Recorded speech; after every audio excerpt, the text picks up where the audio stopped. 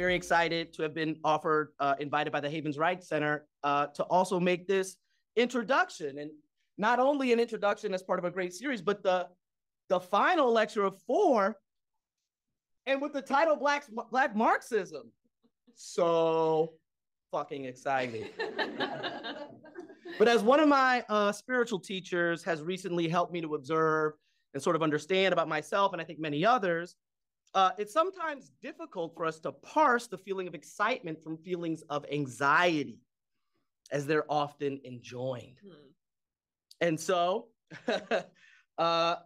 after excitedly accepting the invitation to make this introduction, I almost immediately realized that I was actually quite anxious. I did not know Michael personally at all. We had no stories to tell. And I had only read, I'm still embarrassed to say this, 2 of his many essays. What was I gonna say? So I first actually met Michael Burawoy while in graduate school. He'd come to give a lecture as part of our seminar series there in the Department of Sociology at the University of Illinois at Chicago. And that was circa 2003, 2004. We had a new department head at the time, Barbara Risman, and she had shifted the charter of the departmental lecture series from kind of more finished work to kind of more unfinished, in progress work. And so, she had shifted the charter, and Michael was going to come be in the lecture series. Now, at the time, and I think it's still true now, the core strength of that department, my alma mater, UIC, is in the study of race and ethnicity. That is to say, at that time, we had 5 or 6 faculty of 15 that were centering race in their research. And so given the departmental focus on race and ethnicity, certainly the classical thinking of Karl Marx was relatively marginal in the department. And so I didn't have really a way of placing Michael in his work because he's widely known as a Marxist. At the time of his lecture, I was kind of a recovering community activist and a spoken word poet in the city of Chicago. And I was more of an aspiring philosopher and social scientist. And so in some ways, I was predisposed to be critical of his talk, which at the time I only knew the name of, For Public Sociology. And indeed, at the end of the talk, I was no more for public sociology than I was at the beginning. But I did find his passion for thinking and ideas quite wonderful and inspiring, and did indeed learn a lot. Yesterday, I did finally have a chance to chop it up with Michael. And of course, as a young, eager assistant professor, I was trying to share as many of my ideas with him as possible. And he was actually quite gracious, engaged me, even provided some citations for me to dig into over the weekend. So I'm very, very thankful for that. And so I want to say thank you, Michael. And I look forward to more edifying conversations, hopefully maybe with a few more arguments along the way.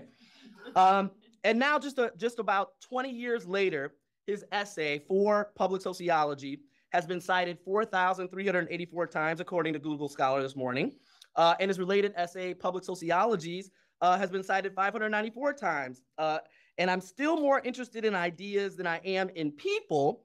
And so I'm not quite for public sociology, but I hope that my mere presence alone at this lecture series, just like my mere presence alone at that one, causes the wide engagement of your work here today. And so, with no further ado, I would like to give you the good brother, Michael Burawoy. Wow, these introductions have been amazing.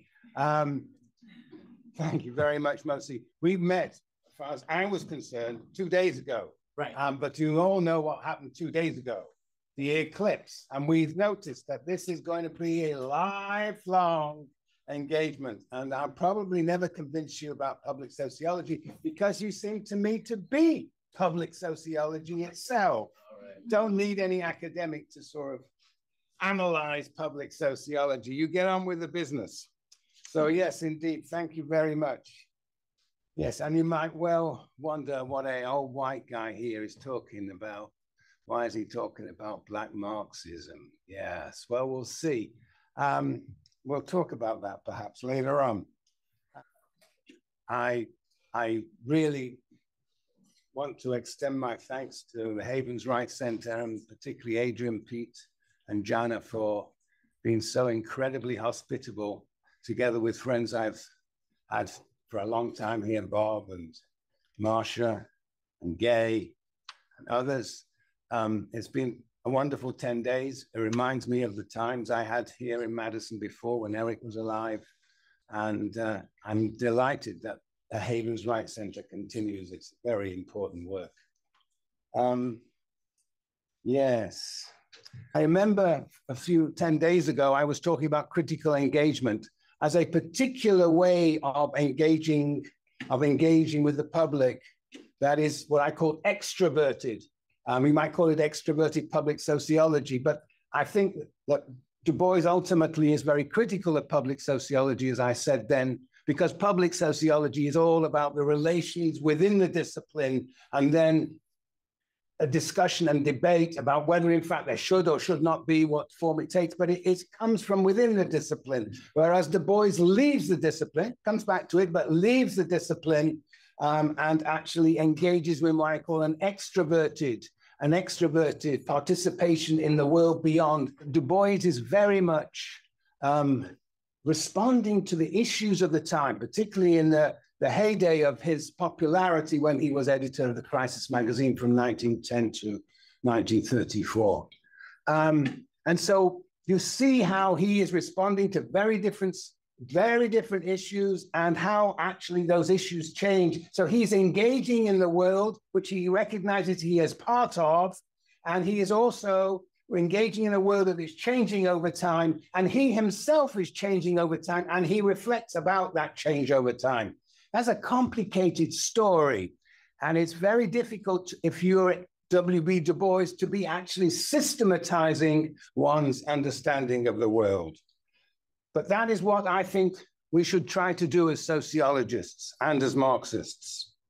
And so the first theme, which was the second lecture, was revolved around the questions of race, class, and capitalism, and how Du Bois's understanding of that evolved over time as he engaged with the world and as he developed his ideas. And we had a discussion, or I sort of had a discussion about the relationship of the ideas of Cedric Robinson and those of Du Bois. Anyway, that was one way, taking a theme through Du Bois's work and seeing how it can be constructed and reconstructed over time. And the last on whatever day it was, what day is today? Wednesday? Thursday? Wednesday. Wednesday's left. It must have been Monday. And on Monday, yeah, it was only one day ago. It was yesterday we met. Excuse me. And the eclipse was yesterday too, right? 2 days. 2 days ago. We met 2 days ago on Monday. The eclipse was on Monday. I don't know what he was doing yesterday. I was looking for you.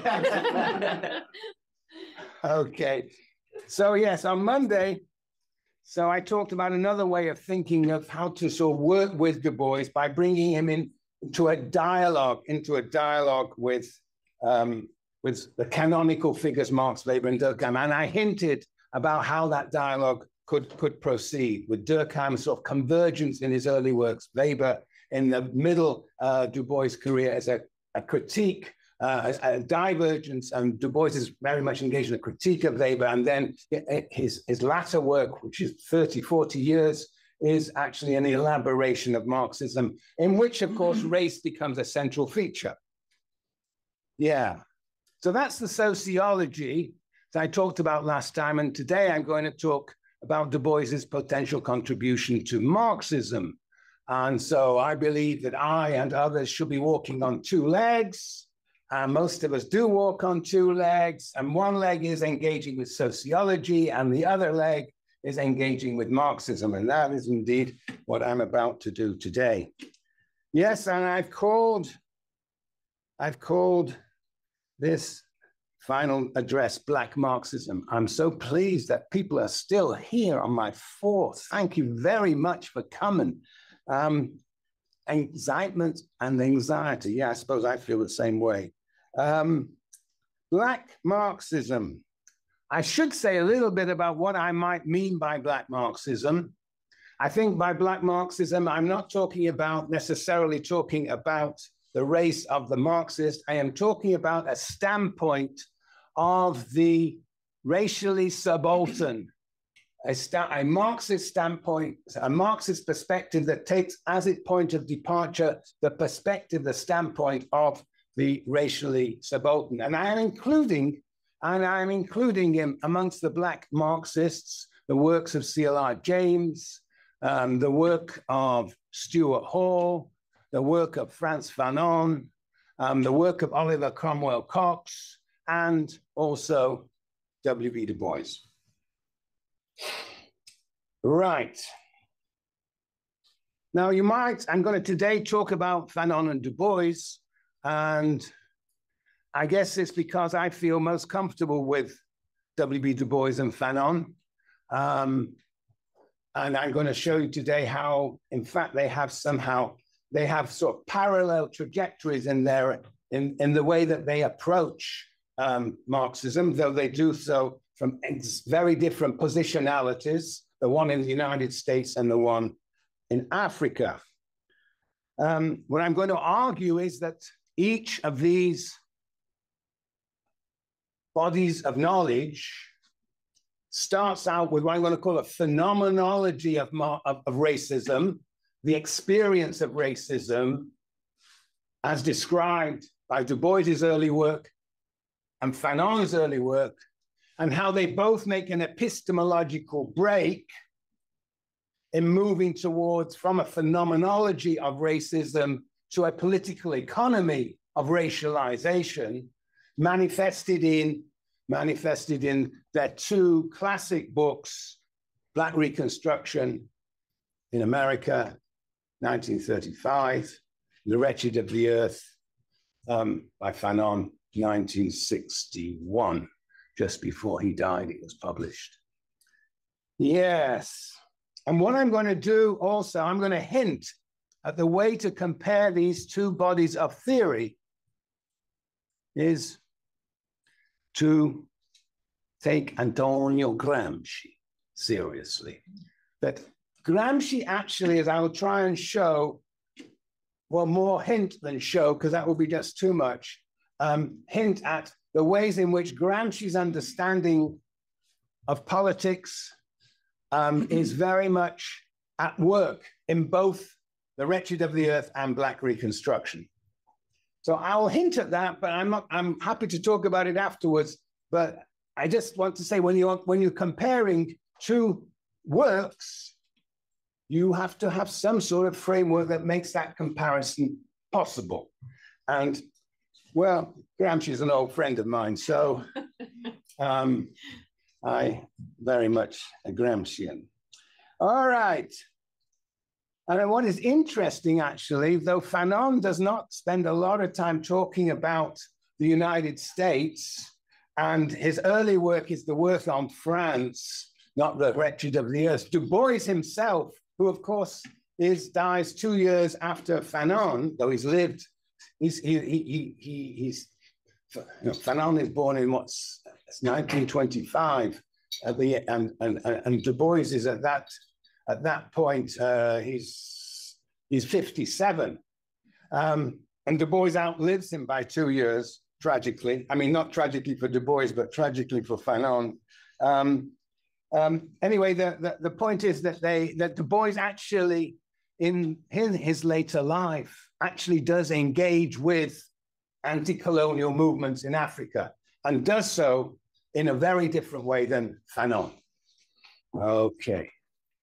Okay, so I've got to finish in 35 minutes. Well, this is going to be fun. Okay. Anyway, these are the two great books that I'm going to be ultimately talking about. But before that, I want to talk about, as I said, their phenomenology of racism. But before I do that, I just want to present to you how I think about Marxism. And it's really important, because sometimes when one engages in a critique of Marxism. One just picks a particular Marxism, demolishes that particular Marxism as if there was no other Marxism, there's only one. And I'm going to suggest to you that we have to talk about a Marxist tradition, an evolving tradition that develops in relationship to the contradictions and anomalies that Marxists find in the countries that they are engaging with, in the world in which they are trying, the world in which they are trying to transform. So here's my story of what Marxism is all about. Marxism as a tradition. Foundations, roots. Roots is a Marxist tree. Roots, and I don't know, we can argue about what are the foundations, but I put the German ideology, the premises of all history in the German ideology, the manuscripts, the early manuscripts, that is the critique and potentiality of labor, the thesis on Feuerbach, which is a theory of engagement, and the preface to the contribution to the critique of political economy, 2 pages, basically Marx summarizing his own understanding of what he is about. Yeah, we could dispute that, but anyway, those are my foundations for today. And on top of that, we have Capital, 3 volumes of Capital, that's the tree trunk. And yes, it's his systematic theory of the rise and fall of capitalism. And on the side, you know, he has these political works, 18th Brumaire, class struggles in France, civil war in France, and of course other political works. But as you see, I'm putting them in a sort of diminished place in this tree. And then we have German Marxism, and the German Marxism, well, what's going on? These are the people who have imbibed writings of Marx and Engels, and they're wondering, well, capitalism doesn't seem to be going towards a crisis. The crisis, if it exists, is not deepening. Trade unions are very reformist. We've got to reconstruct our understanding of Marxism, and Bernstein and Kautsky and Luxemburg have their famous debate.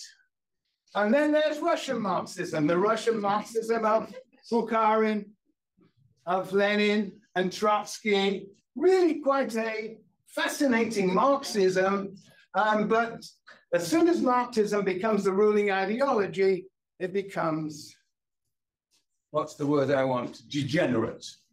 And it falls off the tree. Okay, then we have Western Marxism, which was a critique and commentary on Soviet Marxism as it became, and we associate with Western Marxism the Frankfurt School, people like Marcuse, Adorno, Horkheimer, Lukács, Gramsci, and others. And then they're engaged in asking the question, why no revolution in the West, why in the East? And what was this revolution after all? And then we have Third World Marxism, Maoism, and I put Fanon up there, and many more characters out there. And now, finally, I used to put sociological Marxism at the top of the tree. And I should, I suppose, as a tribute to Eric, do that now, but I'm not going to. It's a black hole. That's what, as we go up there, we're going to drop this out of existence, okay? But it does actually recover, and at the top, I'm going to put Black Marxism for today. But all I want to emphasize is that this is a tradition that cannot be reduced to any one branch. It can only be understood, like with Du Bois, can only be understood as a totality. You don't have to construct it in such a beautiful way. Nevertheless, there is an evolving, that is in a sense engagement, a reflexive engagement with the history of Marxism at the same time as an engagement with the challenges of transforming the world in different places. Okay, all right. That's Marxism. So what I'm going to do now is I'm just going to sort of summarize where I'm going in this talk and this epistemological break between the phenomenology of racism and the political economy of, shall we say, racialization. Well, I called it racism here. Okay, there is our man, W.E.B. Du Bois, 1868 to 1963, author of The Souls of Black Folk, Sociology of the Veil, Within the Veil, It is this wonderful ethnographic account and a series of essays of the experience of African Americans, experience of racism, mainly in the rural South. Yes. And then it shifts to a fundamentally different project, a political economy of racism, a structural account of racism in Black Reconstruction in the US. And I think what is pushing the world forward for Du Bois is actually the struggles on the white side of the color line. That's, we can debate, but nevertheless, that I think ultimately is the emphasis. All of which is to be contrasted and paralleled with Frantz Fanon, 25 to 61. Black Skin, White Masks, extraordinary book. Basically, it's a psychoanalysis of racism. Now describe, I think, and that's my thesis is going to be, is that actually Fanon explicates the meaning of double consciousness, which is often associated with the souls of Black folk, in a far more effective way than Du Bois does himself. We'll come to that. And then, well, the epistemological break, Fanon, of course, is coming from Martinique. He goes to France, discovers that he is Black rather than French. He then leaves France, having been trained as a psychiatrist, comes to head a psychiatric unit in Algeria, where he is treating both Black and white, the colonizers and the colonized, as victims of violence, and leaves psychiatry, recognizes the limitations of psychiatry, and becomes engaged with the FLN and the national liberation struggle, and then writes at the end of his life, his short life, The Wretched of the Earth. And he is focused on the struggles within the colonized with respect to the future of the colony and the post-colony. So that's what I'm going to do today. I take my watch with me. Yes, okay. Okay, all right. Now, I've got to give you this quote. I've been meaning to all every session, but anyway, today we're going to do it. This is the very famous passage in Souls of Black Folk where Du Bois talks about double consciousness. The Negro is a sort of seventh son, born with a veil and gifted with second sight in this American world. That the African American, by virtue of their place in the United States, do have a capacity to appreciate the character of the world in which they're living. An idea, of course, that is developed by Patricia Hill Collins. A world which yields him no true self-consciousness, but only lets him see himself through the revelation of the other world. It is a peculiar sensation, this double consciousness, this sense of always looking at oneself through the eyes of others, of measuring one's soul by the tape of a world that looks on in amused contempt and pity. So there is a double consciousness, but in a sense, this double consciousness manifests itself through the experience of being gazed upon by the dominant. So it is indeed the case that Durkheim too has a notion of double consciousness, but there is not the notion of domination.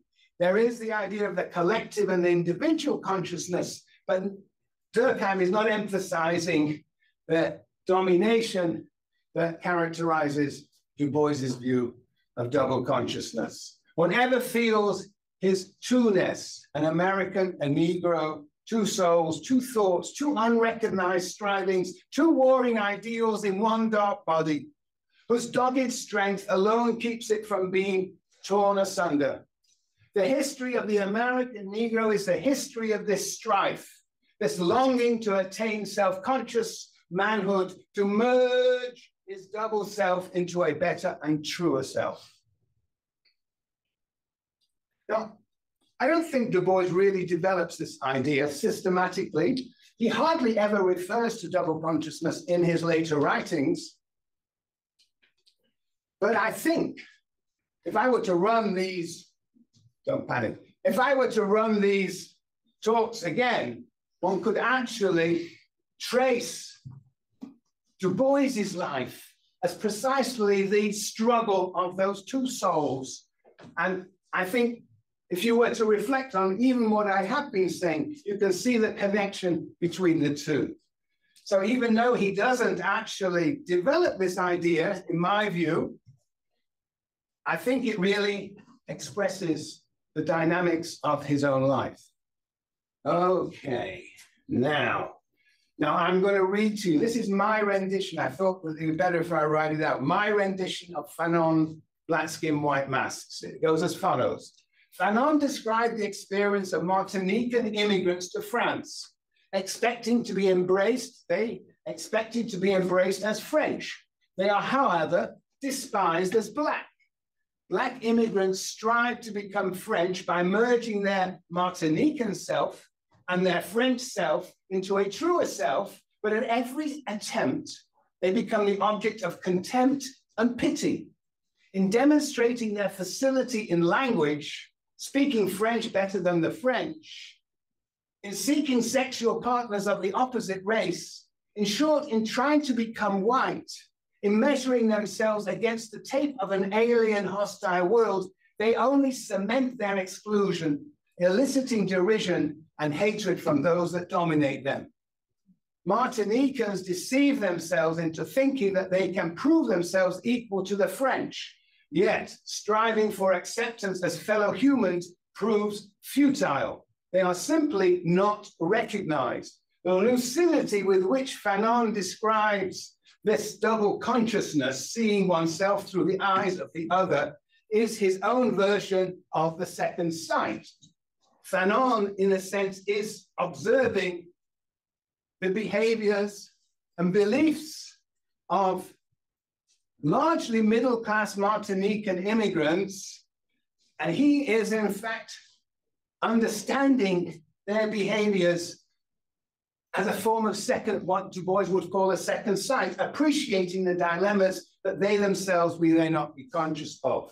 Through the eyes of his own, he saw what his fellow Martinicans didn't. He even ridiculed their pretensions, as the title of his book suggests, Black Skin, White Masks.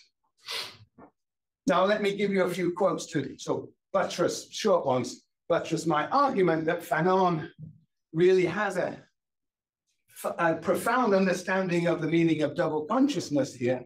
At the heart of Fanon's analog of double consciousness lies, I guess that must be a Bourdieusian slip.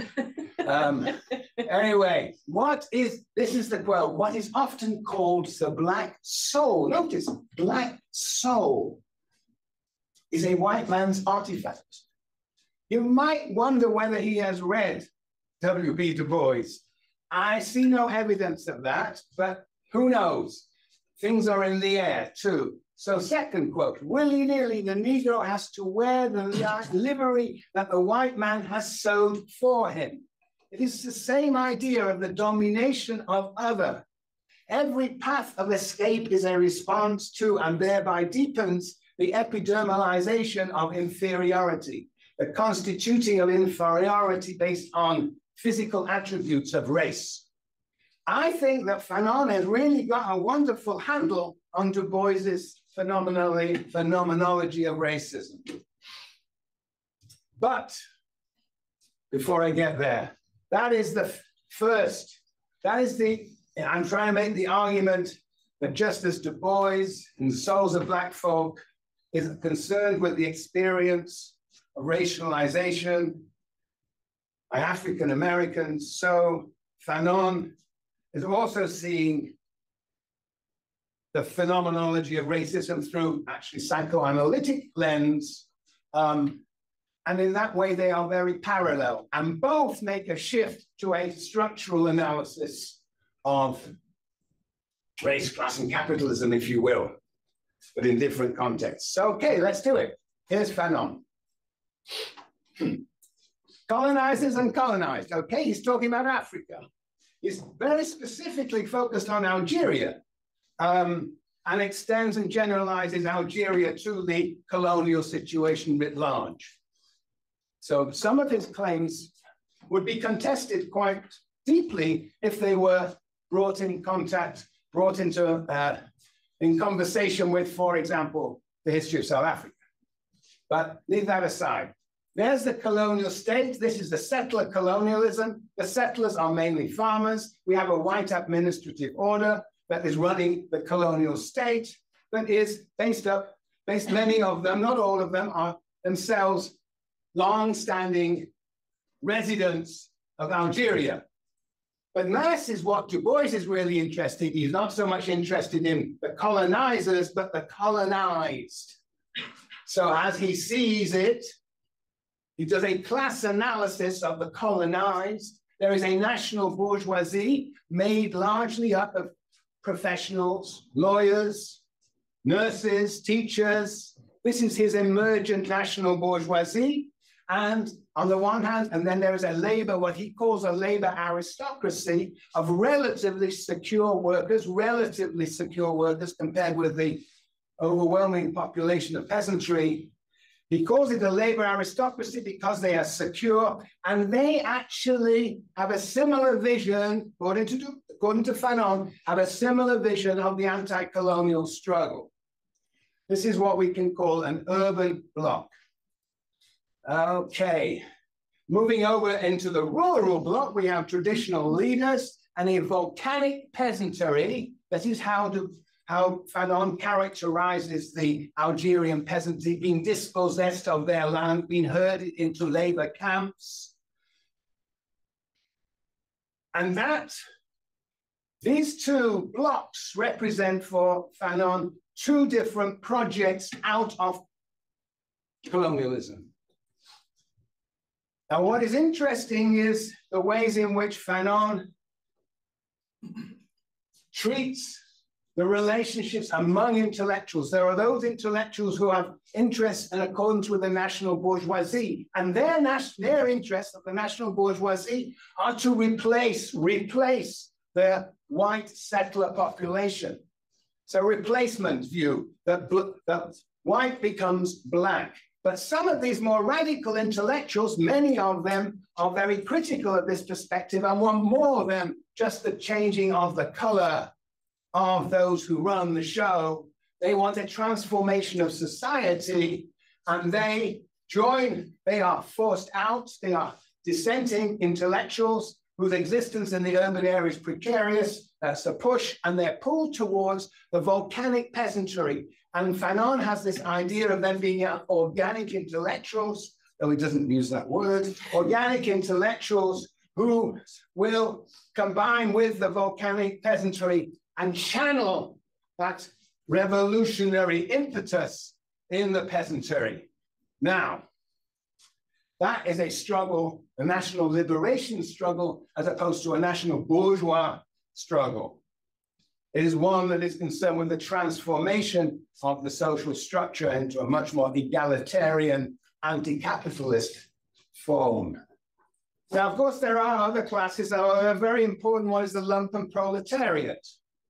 And what Fanon is doing in The Wretched of the Earth is trying to understand the forces, the class forces behind these two projects, the National Bourgeois Project and the National Liberation Project.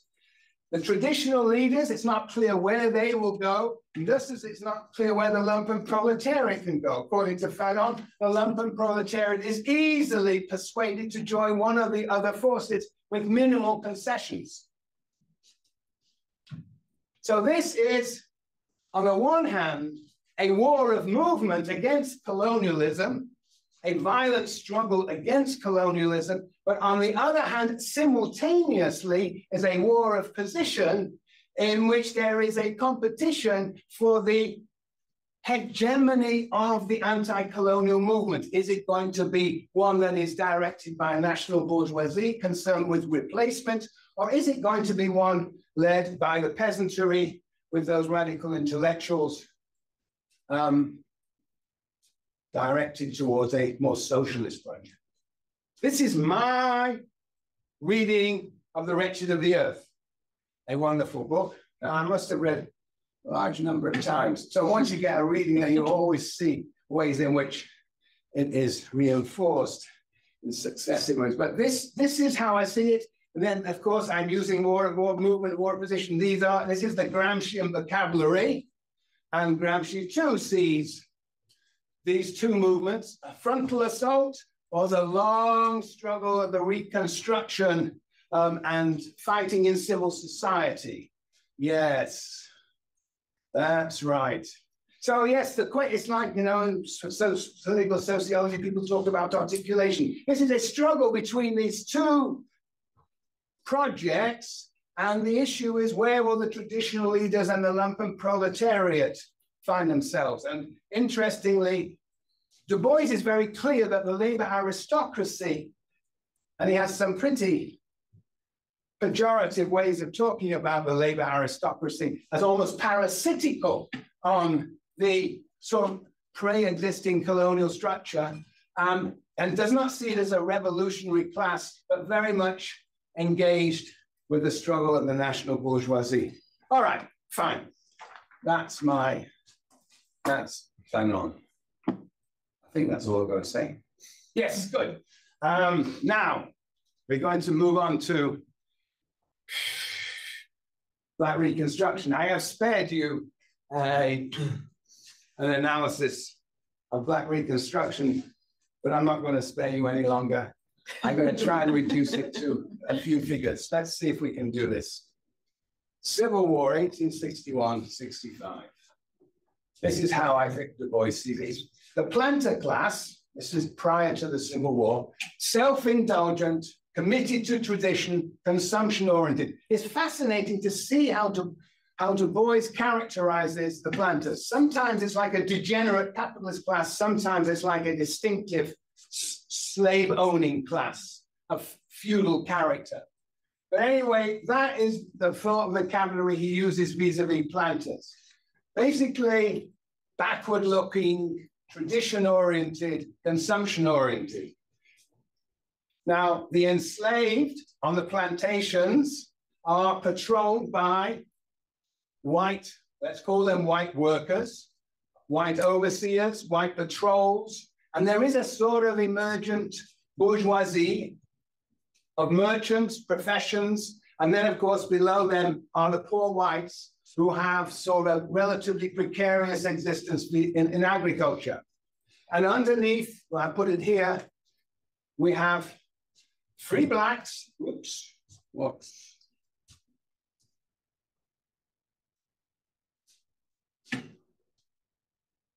free blacks, then we have fugitives from the plantations, long history of the Underground Railroad, and what Du Bois notes, relatively few revolts, because the exit option is seemingly more available than it was in other countries, such as the Caribbean, or for that matter, Haiti.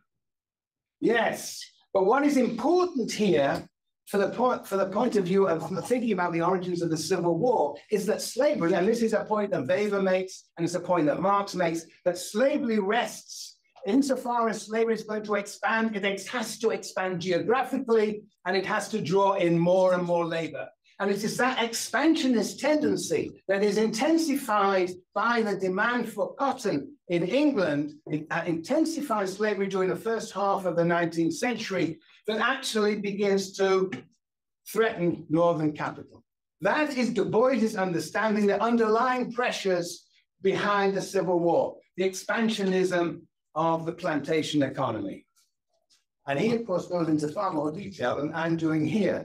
But that is how he sees it. And so the Civil War develops. We have southern armies and northern armies.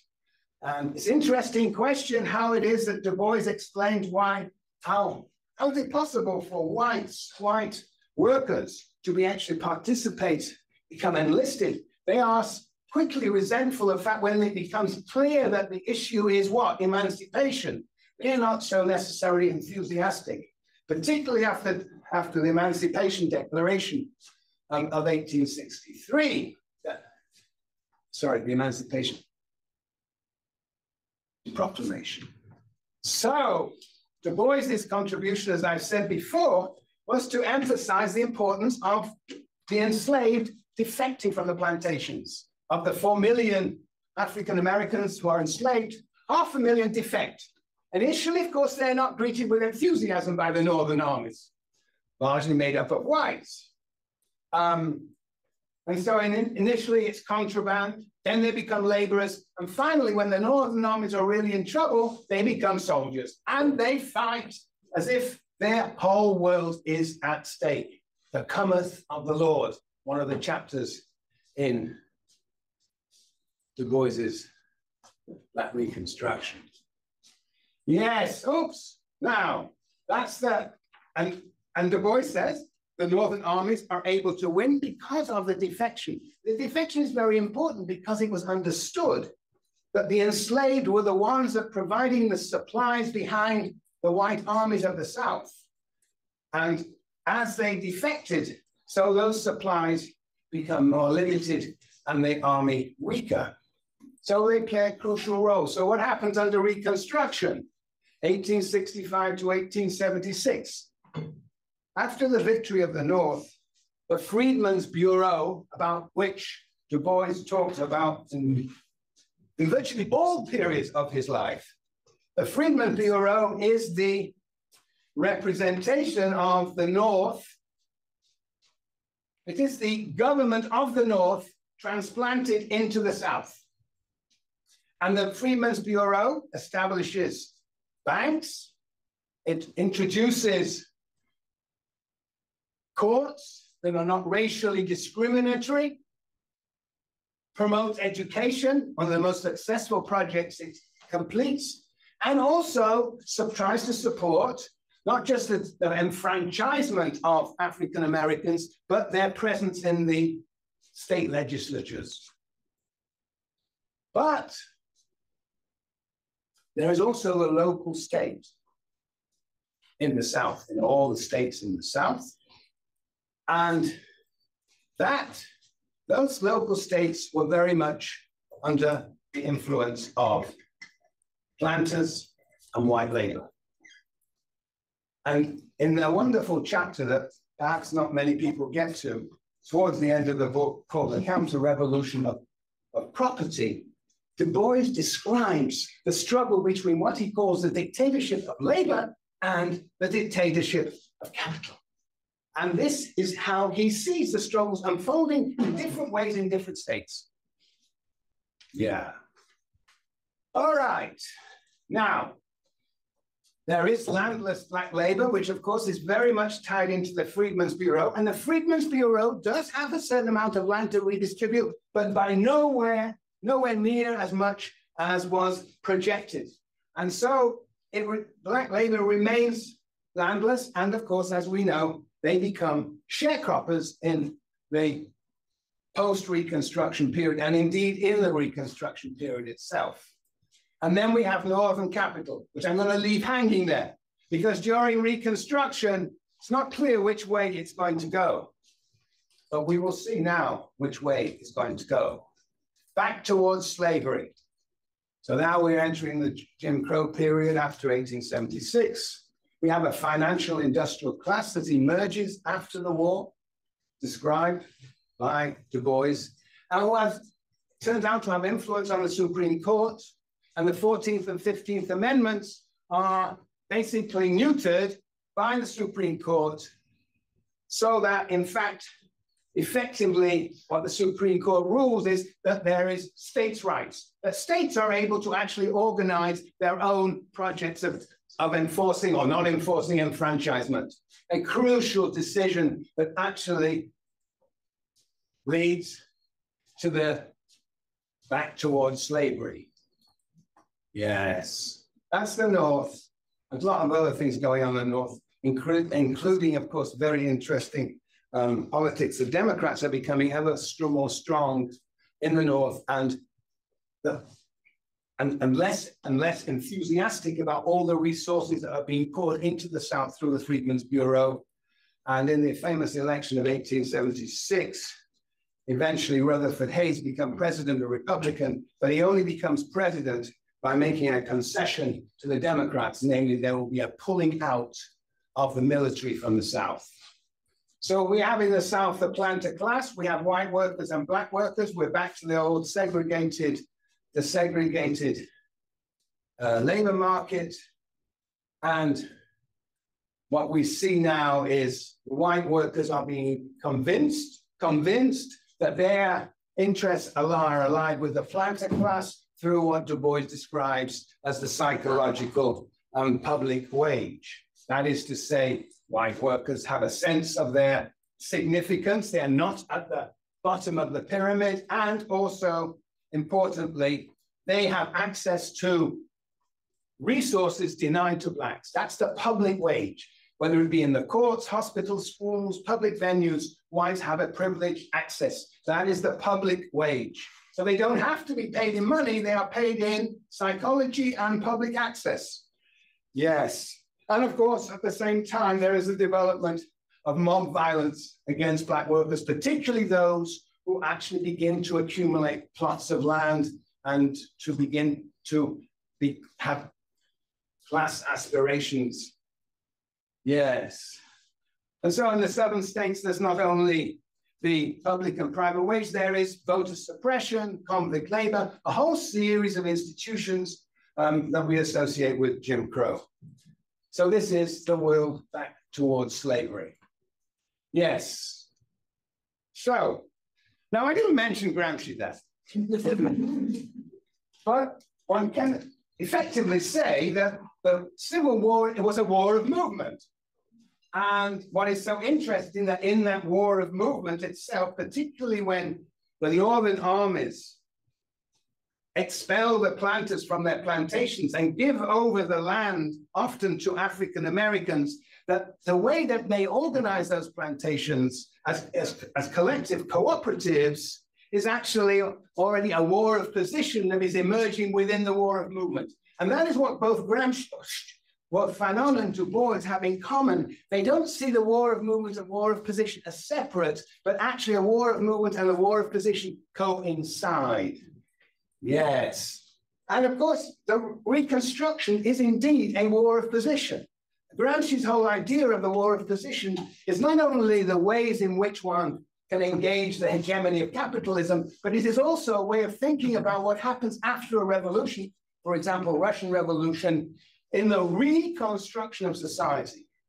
And that is a war of position from above rather than below, and that is what's happening in the period of Reconstruction. Okay.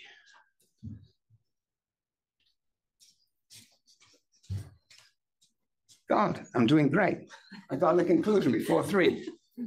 Well, no, is it 3? Yes. All right. Oops. Oh, now I know what's. Oh, it is there. This is not going to be in the right order. I'm sorry. I'm going to put it all up. This is because I was messing around with it. That's right. All right. Now I'm going to talk to you about the conclusion. I've got about 5 points to make. Okay. First, I want to underline in the writings of Fanon and Du Bois, there is a shift, what I call an epistemological break from the phenomenology of racism to a political economy of racialism. Yes. And it is that second project that is, in my view, the Marxist project. And what one can debate about this is to what extent the phenomenology of racism actually continues into the actual analysis of the political economy of racism in both cases. And particularly with Fanon, I make a big break, but other people argue that the ideas of black skin, white masks are indeed still present in the wretched of the earth. So anyway, that's my first point. Second is, yeah, I think a Gramscian methodology, though I've only hinted at it, can be useful in actually bringing these two figures together. And well, of course, Gramsci himself, in my belief, perhaps not everybody's belief, is one of the great Marxists, Western Marxists, who develops a sort of broad scheme of the relationship between economics, politics, and the military. And you can see those three forces operating in both of these analyses, Fanon and Du Bois Wretched of the Earth and Black Reconstruction.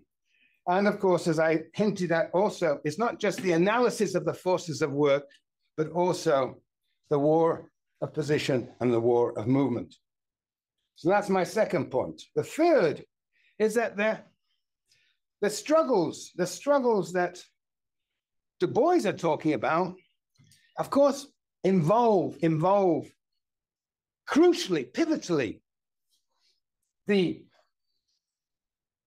desertion of the enslaved from the plantations, but the real struggles directing the future of the United States are struggles between different classes and fractions of classes in the white population. And of course, he's always trying to figure out why on earth those white workers ally with the planters. Why do they not see that their fundamental, to use Eric's term, fundamental class interests are in an interracial solidarity? And he's always looking for glimpses of that in much of his work. So anyway, Du Bois is looking, you might say, at struggles amongst the colonizers, and Fanon is looking at struggles among the colonized, the strategies against colonialism, but more importantly, the direction of the post-colony. And there he sees a struggle between, you might say, these two hegemonies, the national bourgeois road and the national liberation struggle. And what is interesting, when Du Bois begins after the Second World War to seriously engage the anti-colonial struggles in Africa and elsewhere, he does not see so much the struggles within the colonized, but he sees precisely just the war of movement, the struggle against colonialism.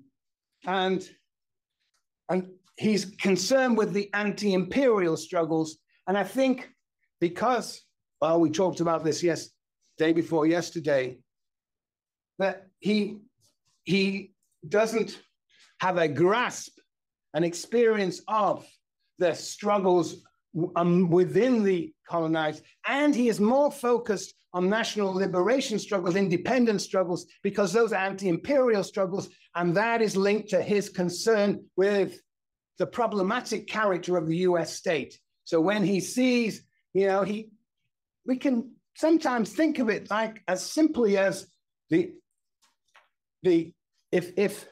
the enemy of my enemy is my friend.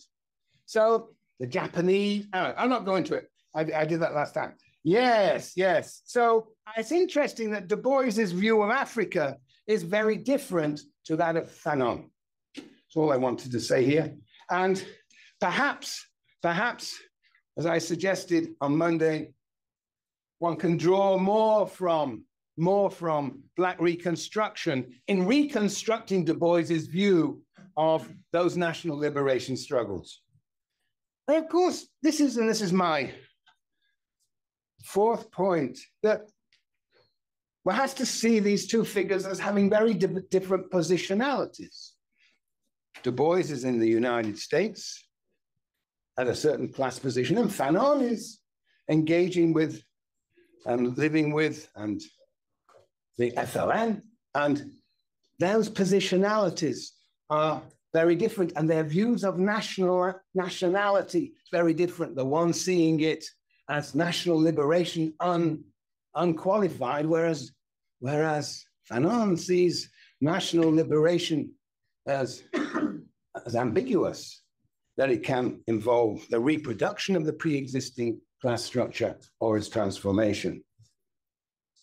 Yeah, I suppose I should say something about Black Marxism. That's what I've been talking about all the time. And I would argue that, yes, both Fanon and Du Bois are Black Marxists in the sense that they are committed to anti-colonial struggles. And the question about Black Marxism is to what extent it embraces not just the Black proletariat, the Black subaltern, but to what extent that Black Marxism has to also deal with the relationship of classes within the colonized population, which of course Fanon deals with probably more systematically than Du Bois. Yes. Yes. And I suppose if I were to continue with Black Marxism, the next character I would love to include will be C.L.R. James. Now, C.L.R. James, from my point of view, is difficult to get a handle on. But the obvious starting point for going to bring C.L.R. James into the conversation is to talk about Black Jacobins, which is the counterpart to Black Reconstruction and the wretched of the earth. And it was really an interesting project to see how that can be fitted into this characterization and how Black Jacobins, and this is really hard, is related to, this is written in 1938.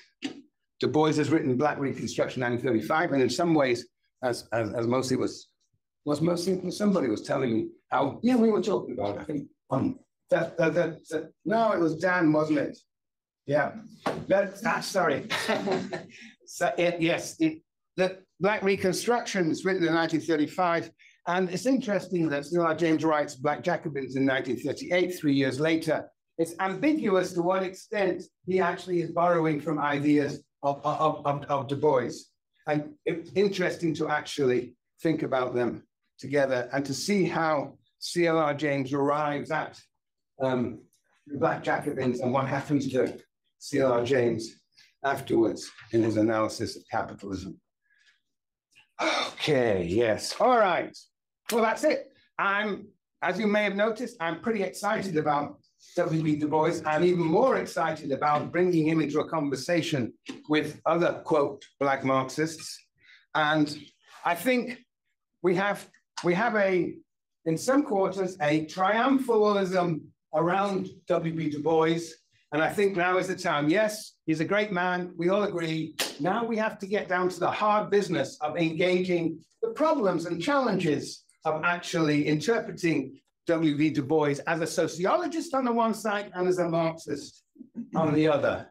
And we have to, as I said on Monday, we have to engage with those blind spots of W.E.B. Du Bois and work with them and build him. Look, we've had 100 years to deal with Marx, Weber, and Durkheim. We've only been dealing with Du Bois for a few years. But we have to really, yes, we have to meet the challenge of making W.E.B. Du Bois into a sociological theorist. And I'll end on that. Thank you very much for being here. Thank you so much. I'm so excited to hear your thinking on this notion of Black Marxism. And I guess I want to ask you to reach into the appendix of your talk and further explicate. And it might be helpful, for example, to compare your conception of Black Marxism sort of on the one hand to Marxist Marxism or to white Marxism, is that what it be? And then on the other hand, people who don't see as much of a role for class as a kind of independent social force, as it were. That is to say, maybe I could better understand your positive argument for Black Marxism if you also compare it to the people that might disagree with it on either side, so the race people or the class people on either side. Well, he sits between them, of course. I mean, I did talk at some length in the, I guess last week, the second talk, I talked about Cedric Robinson, who draws from Du Bois, the Black radical tradition, that basically, in the words of Robin Kelly, Marxism is a sort of staging ground for the Black radical tradition, and the Black radical tradition is already present in the Black Reconstruction. And I I don't see that. It's not arguing against the Black radical tradition. I just don't think that Du Bois, or for that matter, C.L.R. James, actually give up on their Marxism. That is why I had the Marxist tree, because there's Marxism and Marxism. If you want to reduce Marxism to Marxist-Leninism and a very orthodox variety of that, involving a vanguard party, involving a proletariat, wage labor proletariat, and the idea that revolution occurs through the contradiction of forces in relation to production. If you want to reduce it to an orthodox view of Marxism, then perhaps Du Bois differs. But he differs because he's an original Marxist, is my claim. And his originality lies indeed in the way that he is able to bring and make race as central as class in his analysis. Yeah, so that's I think you have to be more, give me a more specific formulation of your what question. I take from your conclusion is that what makes Black Marxism is a focus on class within race. Class within race and race within class.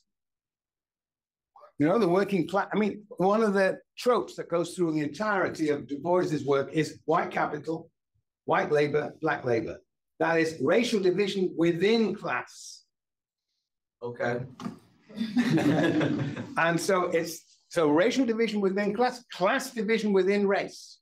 Now, I think Du Bois is perhaps weaker on the class division within race. He comes to an analysis of the rise of a sort of a bourgeois, black bourgeoisie late on, because he sees that the so-called leadership, professional leadership amongst African Americans is actually developing his own class interests and not, as he had hoped, would be representing the interests of all African Americans. So he's coming to a class analysis within race relatively late on, nowhere near, in my view, as sophisticated as Fanon, who is really obsessed about that class understanding within the colonized, the class perspective as described in that picture.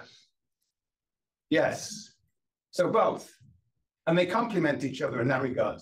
Okay. So I'm wondering if it doesn't also reflect the different racial ideologies that the two of them were on. So Fanon is living in a world, grew up in a world of French colonialism, where basically there's a space for educated Blacks to become citizens rather than subjects. Whereas Du Bois is in our one-drop rule world where he's supporting the entire Black community, even though I know you're going to call me this, but it's not.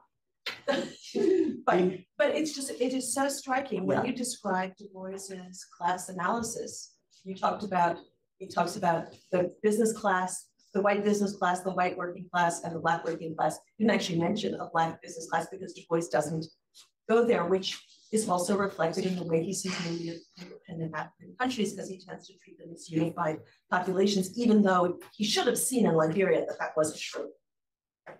As we said, yes. No, I think that's right. I think that they are living in different worlds, really different worlds. Martinique, I mean, of all countries, I mean, he feels he's French. And then Mrs. Aaron becomes a member of parliament, his high school teacher. Yes, right. So, and of course, that's why when he goes to France, so Du Bois is under no illusion about that. But what is interesting, Du Bois goes to Germany and doesn't see himself as Black. Whereas Fanon, well, not Fanon so perhaps so much, but Fanon too, when the Martinicans go to France, they discover that they are Black. Du Bois is going in the reverse direction. He is Black, and then suddenly he's not constituted in his own mind as a subjugated race. Even though he's there during the Herero massacre.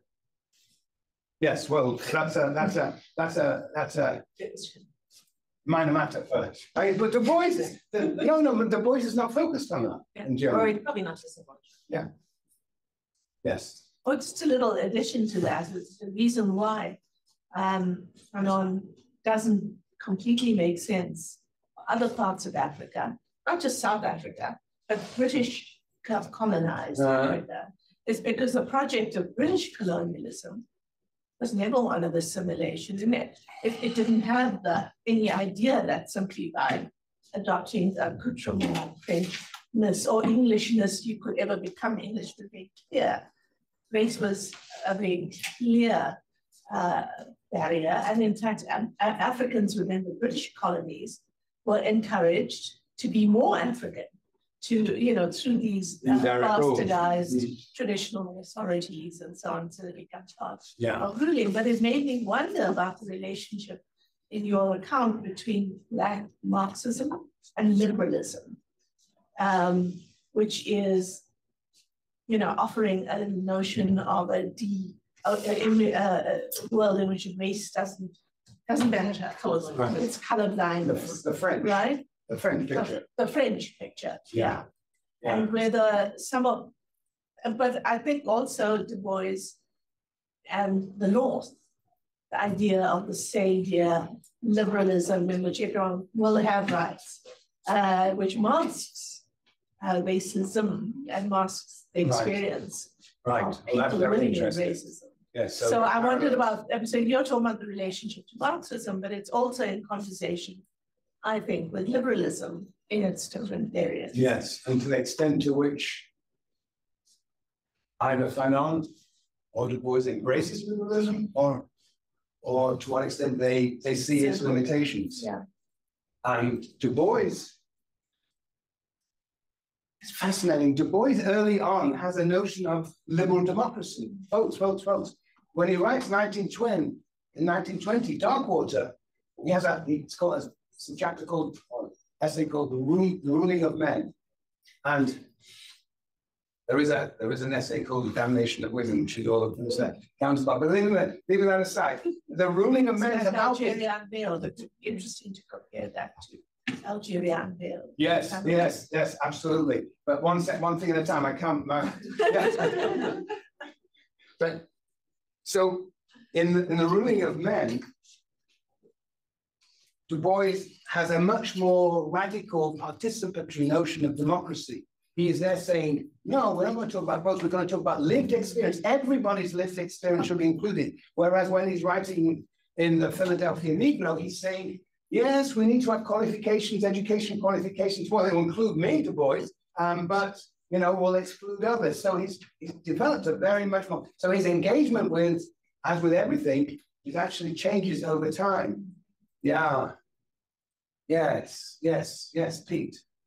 So I've got a question that follows up from especially from the first two questions that were asked. And so it comes back to your mapping of the Marxist tradition, which first of all, I love, right? I love the tree. You love the picture. I love the picture. And I love the explanation as well. But what strikes me though, most of the branches are fundamentally distinct. Of course, they influence each other. Of course, Western Marxism is in part a response to Russian Marxism and so on, but they're very distinct branches of the tree. Black Marxism and Third World Marxism, I think the distinction is a lot blurrier there. They're fundamentally intertwined. And in part, for example, you place Fanon in both, as part of both branches. Now, in many respects, these branches are defined by the specific objective conditions that they come up against facing. So in the case of Russia, of course, relative underdevelopment in terms of capitalism. In terms of Western Marxism, they're dealing with civil society. With Third World Marxism, experiences of coloniality. Now, the reason that I set this up like this is because if Black Marxism is defined by how it deals with the question of racism and the relationship between race and class, well, we know that race is socially constructed differently in different places. You know, if it's socially constructed, it can mean very different things and can be categorized in so many different ways in different places. And that does get to a problem of how we construct theory and also how we think about the Marxist tradition more generally. So, because I think what you then get are very detailed empirical accounts of racism within societies. And I think that, Black Skins, White Mass is a great example of that. But then some of the other people you mentioned, Stuart Hall, or one person you didn't mention, Paul Gilroy, they're dealing with the specificities of the relationship between race and class in Britain.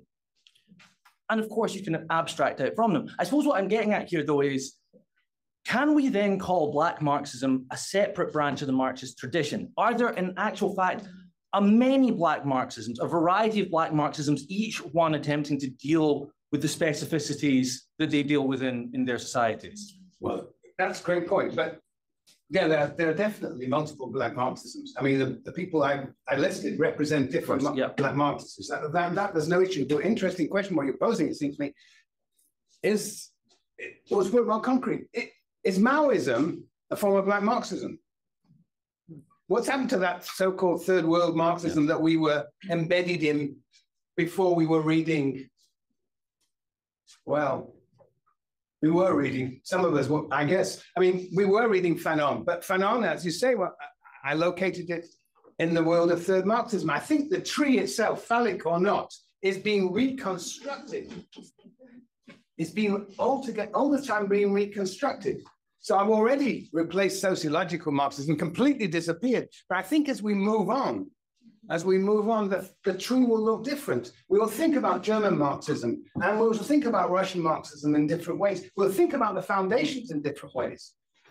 So I think that it's a dynamic process. It's not that fixed. It's not like that fixed crossword or a fixed jigsaw. You know, we put the pieces in and it's fixed. No, the picture is changing and it has to. And so, yes, I think once I take this picture seriously, I have to rethink precisely what you just said.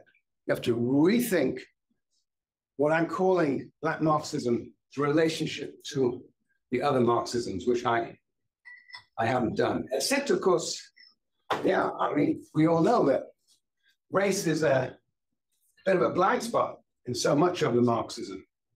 So, of course, in Lenin, you know, you can see Lenin and Du Bois. I mean, there was a concern with national independence struggles. There was a recognition of imperialism. Imperialism, the highest stage of capitalism, is an explicit recognition that there is, but how does race, what role does race play in that? But Lenin never actually talked about imperialism as the high stage of capitalism. Lenin does not talk about any kind of movement of like the European working class movement that might have solidarity with the people in Nigeria. It's like there's no, he says imperialism is a bad thing, but he's actually focused on those areas as markets and resources, not as another working class ally. Right. Well, of course, Du Bois in the end, of course, gives up on that possible alliance that you're talking about. Du Bois himself sees the white labor aristocracy as disconnected from any global struggle. Yeah. Yeah, they're looking from really different perspectives. Yes. Yes. No, it's one of the problems of reading Du Bois is that he doesn't really engage with others. And you have to construct these conversations. So much of his writing is very influenced by Lenin, but I don't know if he's read Lenin. There's no evidence that he has, but it's clearly in the air. It's clearly in the air, so he doesn't have to, in a sense, read it. I mean, the archetype of this, I think I mentioned before, is the article written in 1914 called The African Roots of War, where he basically makes the Lenin argument, 2 years before Lenin, I might say, but it was probably in the air, the argument that World War I was the product of the struggle of imperial nations for the appropriation, colonization of what was outside the West. Yeah. Anyway, that's a fascinating, yeah, you have to construct these conversations. And I'm not the only one who's been looking for what on earth was he reading from Marx? It was very limited and late on. So that's a bit of a puzzle. When did he go to Ghana? Because I wonder about that phenomenon in the air when he came to Africa. Yes.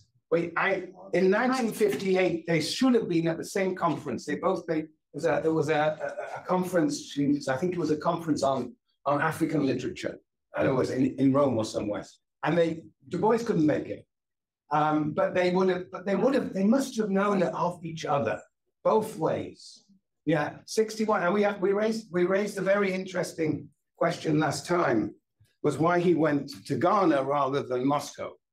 And I think that's really a profound question. I mean, that his first identity was as an African-American rooted in Africa, and that Pan-Africanism, yes. I guess I'm also wondering, because we talk about how, or he talked about how race and like constructions of race are rooted in place. And Du Bois is a Black Marxist, but he's also an American Marxist, right? So I'm kind of curious, I guess, like where those two trends, because like Fanon is a third world Marxist and a Black Marxist, but Du Bois, like you're sort of getting at this, I think, but Du Bois is a American Marxist and a Black Marxist. Yes. So I'm, I guess, curious about, we've explored some of that third world Marxist intertwining of third world Marxism and Black Marxism, but I guess like where maybe would we go to look at Du Bois and American Marxism? Yeah, well, I totally, yeah. Again, Pete's point, there are multiple Black Marxisms. I mean, in Germany, there were huge debates amongst the Marxists. So there should be debates clearly amongst the Black Marxists, even amongst the American, quote, Black Marxists. But I think, yes, I think you're right that Du Bois is first and foremost American, is American, American-centric. That's why I tried to show with the blind spots that he sees the world through a lens. It is an American lens. That's why I think taking the double consciousness through his life will show indeed there is this struggle between his Africanness, his Blackness on the one side, and his Americanness on the other. And what one has to recognize, it seems to me, that in the beginning he saw these as two positive identifications: to be American or to be what he would say Negro, to be African American. But actually, as time goes on, the identity with the US becomes a negative one.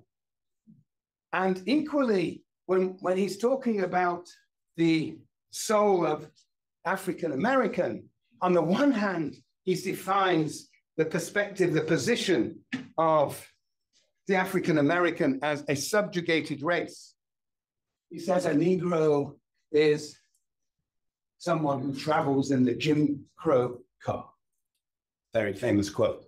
So that's a source of notion of subordination. But then he writes, for example, in 1925, a book called The Gift of Black Folk, the contributions of Blacks to the US. And in 1915, the Negro. And then in 1939, Black folk then and now. Those are all attempts to positively identify, the contributions to the US and also the great history of Africa itself.